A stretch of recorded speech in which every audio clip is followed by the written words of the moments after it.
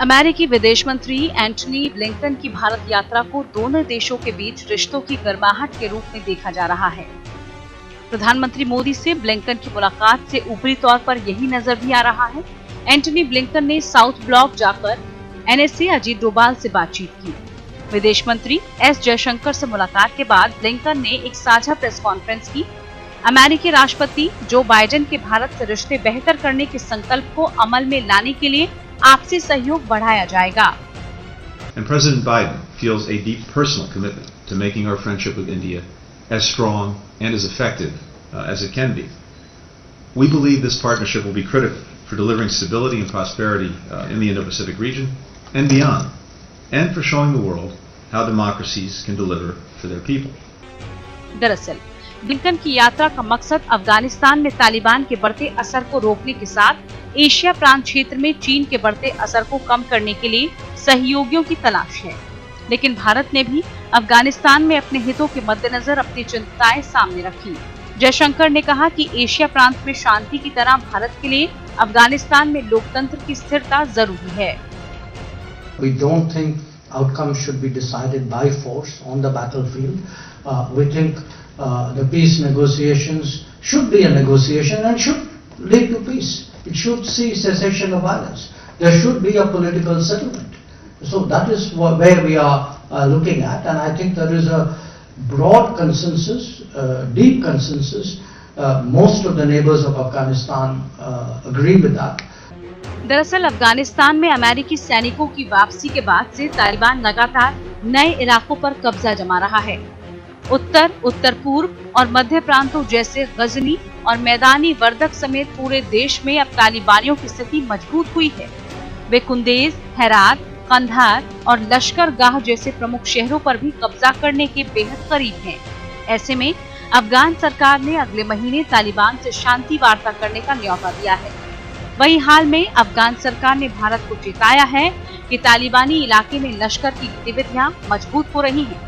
लेकिन अमेरिका भी चाहता है कि तालिबान पर अंकुश लगाने के लिए उसे पाकिस्तान की भी उतनी ही जरूरत है जितनी अफगानिस्तानी सरकार की मदद के लिए भारत की। इसलिए ब्लिंकन की भारत यात्रा के एजेंडे में साझा क्षेत्रीय सुरक्षा हित को सबसे ऊपर रखा है। Yes, certainly what we're seeing on the ground in the last week is the Taliban making advances on district centers, challenging some provincial capitals. We've also seen these reports of atrocities committed by the Taliban in areas that it's taken over. First, as I noted, we remain very much engaged in Afghanistan in support of the government through the various forms of assistance we're providing, including to the security forces, as well as the diplomacy that we're engaged in to try to bring the parties together in a meaningful way to resolve the conflict peacefully. दरअसल भारत ये नहीं भूलना चाहता है कि 1999 में IC 8914 विमान के अपहरण के बाद मसूद अजहर को कंधार ले जाकर छोड़ना पड़ा था। खबरों के मुताबिक आज के राष्ट्रीय सुरक्षा सलाहकार अजीत डोभाल तब IB में स्पेशल डायरेक्टर के रूप में खुद मसूद अजहर को छोड़ने और तालिबानियों से वार्ता करने गए थे। ऐसे में जम्मू कश्मीर में आतंकवाद फैलाने के लिए पाकिस्तान अफगानिस्तान की धरती और लड़ाकू का इस्तेमाल कर सकते हैं। इसलिए भारत अफगानिस्तान में चुनी हुई सरकार के समर्थन में रहा है और वहां मौजूद अमेरिकी सुरक्षा के साथ $3 बिलियन की विकास सहायता भी की। प्रधानमंत्री मोदी ने इसलिए अफगानिस्तान की संसद भी बनवा कर दी थी। लेकिन अमेरिकी संगठन के जम्मू कश्मीर में लोकतांत्रिक प्रक्रिया की बहाली का मुद्दा उछालने पर पाकिस्तान बच निकला। Our bilateral relationship is strengthened by our shared values.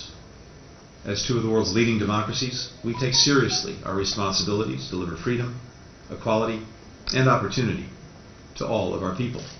And we know that we must constantly do more on these fronts. Neither of us has achieved the ideals that we set for ourselves. Part of the promise of democracy is the constant striving for better. As America's founders put it, to form a more perfect union. To always seek to strengthen our democratic institutions, expand access to justice and opportunity, stand up forcefully for fundamental freedoms. इसी बीच बदले हालात में Qatar के दोहा में भारतीय अधिकारियों की तालिबानियों से चुपचाप समझौता करने की नाकाम कोशिशों की भी खबर आई थी। लेकिन अब हालात और बिगड़ने का अंदेशा है। क्योंकि पाकिस्तान ने चीन और टर्की के साथ मिलकर अफगानिस्तान के राजनीतिक संकट का समाधान निकालने के लिए ऐलान किया है। वहीं भारत चबाहर बंदरगाह को अफगानिस्तान के अंदरूनी हिस्से से रेल और सड़क मार्ग से जोड़ने पर काम कर रहा है। साथ ही भारत की योजना यहां एक विशेष आर्थिक क्षेत्र स्थापित करने की भी है। पाक समर्थित तालिबान की वजह से इन निवेश योजनाओं पर असर पड़ सकता है, इसलिए भारत अमेरिका पर दबाव बनाने की कोशिश में है।